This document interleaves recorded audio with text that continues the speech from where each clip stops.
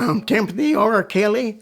I'm a World War II veteran, and I'm also a Korean veteran. And I spent 8 years in the military.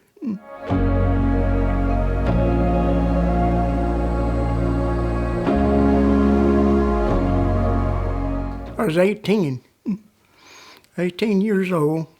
There was 4 bus loads of us that left Lebanon, Tennessee to Fort Worth, Georgia at the same time there. We got over to Fort Worth, Georgia, and we spent the night there. And then the next morning, they loaded us back on the bus, and they took us to Chattanooga, and they lined us up the hallway of the federal building. All the other guys went to the Navy at Great Lakes, and this old Marine sergeant, when we was lined up in the federal building, he was checking papers, and when he got to the doctor's son in Lebanon, he picked him. He said, I got to have 2 Marines out of this bunch. And I was almost on the last one that he asked. He didn't ask me if I wanted to join. He said, and you're the 2nd Marine Division. Well, I guess the specialist time was when I was from Guam to Saipan on a ship. And from San Diego to Guam, I know it was about at least 400 miles out of Guam. And this submarine, we knew he was following us, but we didn't know where it was enemy or where it was one of ours. And so the radio went out on a sub, and we didn't know, and they didn't know what we was doing, you know. And the ship, people on the ship called Guam, and they had a B-29 to come out and stay overhead of our ship. And when he had to go back and gas up, there was another one there to take the place when he left to go gas up. And they escorted us into Guam. I stayed on Guam for, I know, about 3 or 4 days, maybe a week at the most. And they loaded us back on the ship to go to Saipan. And when we got to Saipan, there were so many ships that were sunk out there around Saipan when they took Saipan away from the Japanese. They put me assigned me to Headquarters and Service Company, A Battery, 10th Marine, 2nd Marine Division. And they put me in one of them little amphibious, you know, that they dropped the front end and all that. And we went out 1.5 miles to the ship that I was going to get on to go to Japan. And on our way, we run into a hurricane. 2 of the ships in the convoy sunk. The mail ship sunk. There was hundreds of ships out there in that around Saipan because they had 6th Marine Division, 2nd Marine Division. They had a lot of Army troops there. We all formed a convoy. Some of them went to Tokyo. I went to Nagasaki, Japan. They took me that night, though, that we got off of the ship. They took so many off each ship, you know, to pull guard duty. And they took me way up in the mountains there, guarding guns that I could cross through. I stayed up there, and all these Japanese all night long, jab, jab, jab, jab, jab, jab, and I didn't know what they was doing. I was one afraid Marine, I'll tell you. And I'm up there, and I don't have no communications to talk to nobody. I stayed up there and guarded them guns until the welders come up there and cut them apart. Well, I got out of the Marines in 1946. I drove a truck out of Lebanon, Tennessee, up there hauling livestock to Montgomery and Valdosta, Georgia. I was all over the place, you know. I drove from the time I got out of the Marines in 46 until about July of 48. I bought me a brand new car, back when I got out of the Marines. A 41 Chevrolet maroon, I mean sharp, you know. Well, I was going to go see a sergeant that I was with at Manchester, Tennessee. We got to drinking, and I rolled that car. Well, there goes my driver's license for the truck. See, that took my job too. And I was sick after I rolled that car. So in Lebanon, Tennessee, I says, there ain't but one thing for me to do. And I says, that's just to go back in service. I caught a trailway bus from Lebanon to Nashville. And I went up on Broadway where the federal building's at, you know, and they got all of the recruiters in a line there. I was going back in the Marines. I walked in that old Marine office, you know, and I says, I'm thinking about going back. And he said, how long you been out? I said, since August of '46. He said, well, you got to go back through basic. I says, no, I ain't either. I says, I'm going next door and see what they offered, you know. So I went in the Army. And I asked him, you know, and I told him the situation, you know, and he says, no, he says, you don't have to go back through no basic. He says, I'll send you to Fort Jackson, South Carolina to pick up your clothes. And he says, from there, I don't know where you go. I says, that's good enough for me.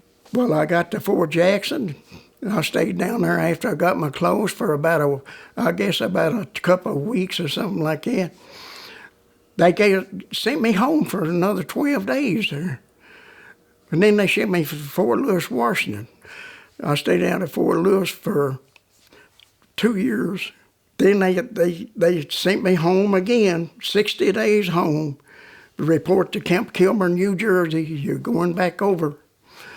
And I went to Germany here on that one.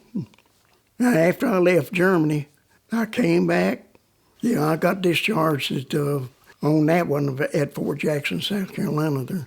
Then I decided I'd go in again. So I signed up for 3 more years. They sent me back to Jackson to pick up my clothes again. Back to Fort Lewis. I stayed out there, I don't know, about a couple of years there. And then they shipped me to Camp Stoneman, California. And I told them guys I'd done tired of riding them ships, you know, back as far as they slow and everything, you know. And what they was doing is getting all of them together to go to Korea on this deal, you know. So I told them, I says, I'm just laughing, you know. I says, I'm on a flyover this time. I says, I'm tired of them ships. And they had this great big, like a TV out there, you know, at Camp Stoneman.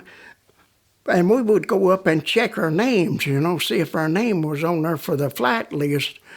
And sure enough, there's my name.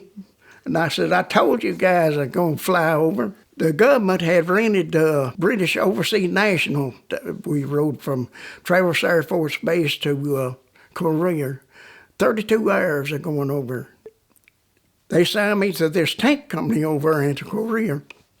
And we had ammunition stored all over the place. We had to dig new ammunition pits to store the ammo underground, you know. They had a USO show going. Well, they left, I think it was about 10 or 12 of us guys, back to guard or where we were set up, you know, where the ammo and the tanks and everything was. While they was watching the show, USO show, I seen this jet plane coming just barely missing the mountains in front of us there. And I seen that red star, and I said, man, if he ever sees all this ammo down here, I'll still be going up, you know.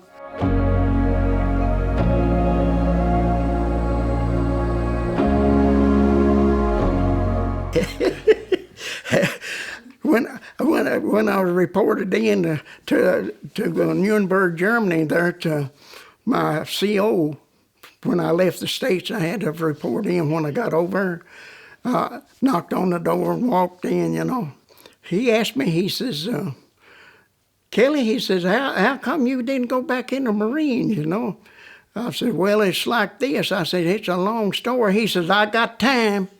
And I said, well, it's like I was fixing to tell you. I says, the pool room in Lebanon, Tennessee burnt to the ground. And I says, there must have been about 50 or 60 of us homeless.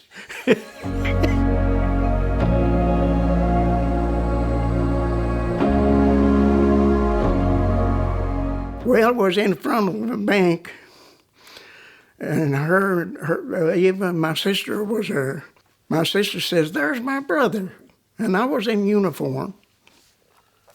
Says, come on, says, I'll introduce him. She brought him over and introduced me to her. Well, I didn't think much about it, till about 3 or 4 days later, and man, that's a good-looking woman,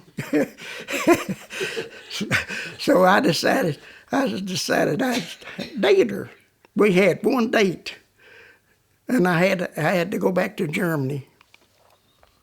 And did I ask you to marry me on that first date? I did, didn't I? I think so.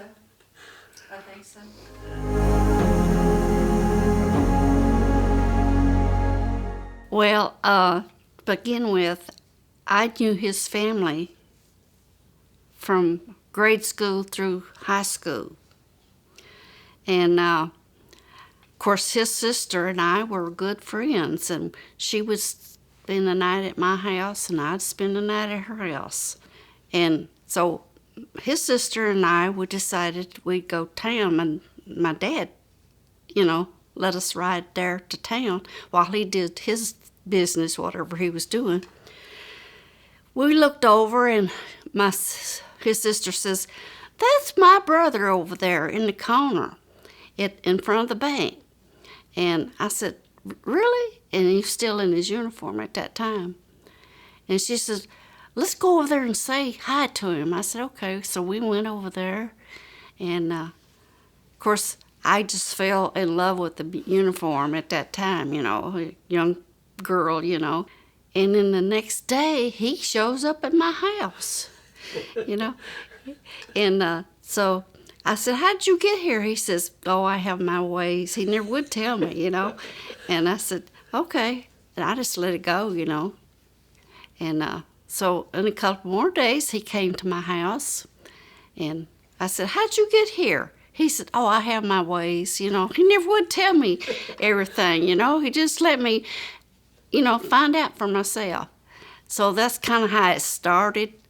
Of course, I think by knowing his family and how they were, and they were more like us, common people, and we just got along so good, And one day he says, would you marry me? And I said, no, I don't want to marry you. Just like that, And he just kept on and on and on. Of course, it grew on me, And we had a good time together as a young couple, not knowing how to get around. He didn't have a car, and I didn't drive at that time.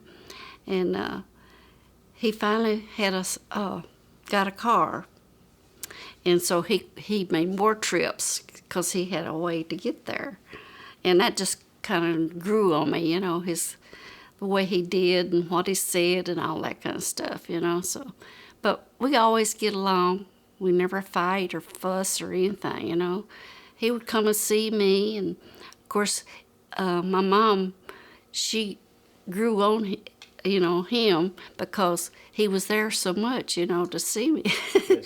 And she never mentioned about, let him stay home, let him go home. And I said, well, he'll go home when he gets ready, That's just the way it was back then,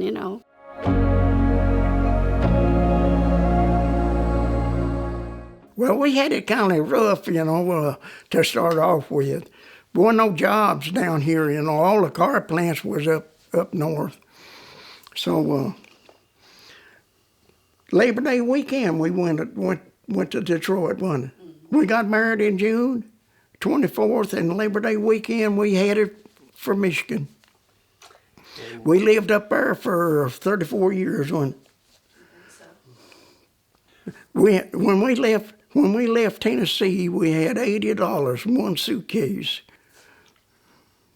We've come a long way.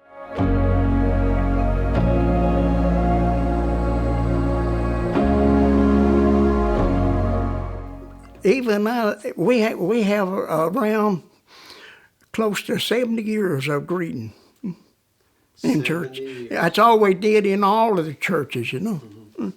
People cut out for this, cut out for that, and that's what I picked.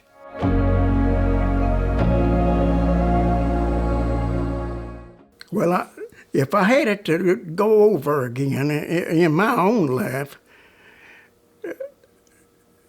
I think I would have had a relationship with God.